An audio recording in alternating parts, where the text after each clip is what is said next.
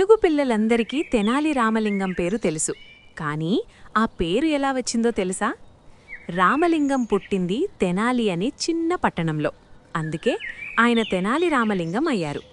ఆ రోజుల్లో తెనాలి ఒక చిన్న ప్రశాంతమైన ఊరు మాత్రమే. చిన్నప్పటి నుండే రామలింగం అచ్చమైన అల్లరివాడు. కలిసిన ప్రతి ఒక్కరికి మారుపేర్లు పెట్టేవాడు. భయమూ లేదు, సిగ్గు లేదు, సంకోచమూ లేదు. ఏదైనా నచ్చకపోతే అంత తెలివిగా వెటకారం చేసేవాడు కాబట్టి ఎగతాళవుతున్నవారు కూడా నవ్వకుండా ఉండలేకపోయేవారు. ఒకరోజు నన్నారు రామలింగం వీధిలో ఆడుకుంటున్నాడు. అటుగా ఒక సంచారి యోగి వెళ్ళాడు. యోగి ఒక్కసారి చూసి ఆగిపోయాడు. అతనికి అసాధారణమైనది కనిపించింది.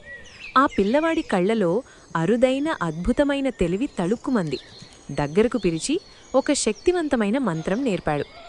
నాయనా, యోగి చెప్పాడు, కాళీమాత గుడికి వెళ్ళు. అర్ధరాత్రి 1000 సార్లు ఈ మంత్రం జపించు.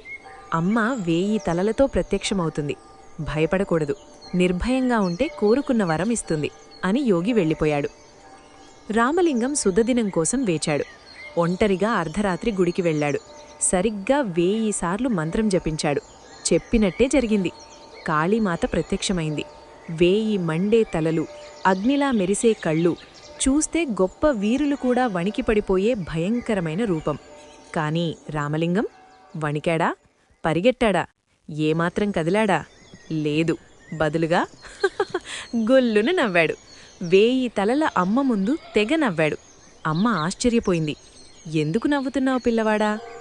రామలింగం తన పేరు మోసిన తెలివితో సమాధానం చెప్పాడు. అమ్మా, మనుషులకు ఒక్క ముక్కు, 2 చేతులు. అయినా జలుబొస్తే ఆ ఒక్క ముక్కు తుడవడమే ఎంత కష్టమో. మరి నీకేమో 1000 తలలు, 1000 ముక్కులు. నీకు జలుబొస్తే 2 చేతులతో ఆ 1000 ముక్కులు ఎలా తుడుచుకుంటావమ్మా? అమ్మ ఒక్క క్షణం ఆగింది. తర్వాత గొల్లున నవ్వింది. గుడి గోడలు గణగణ మోగేంత గట్టిగా నవ్వింది. నిర్భయమైన తెలివికి సంతోషించి కాళీమాత రామలింగానికి వరమిచ్చింది. వికటకవి అంటే హాస్యకవి అనే బిరుదు. నిజంగానే తెనాలి రామలింగం విజయనగర సామ్రాజ్యం మహారాజు కృష్ణదేవరాయుల దర్బార్లో అత్యంత ప్రసిద్ధుడైన విదూషకుడు మరియు కవి అయ్యారు. ఆయన తెలివి, హాస్యము యుగయుగాలుగా కీర్తింపబడుతున్నాయి.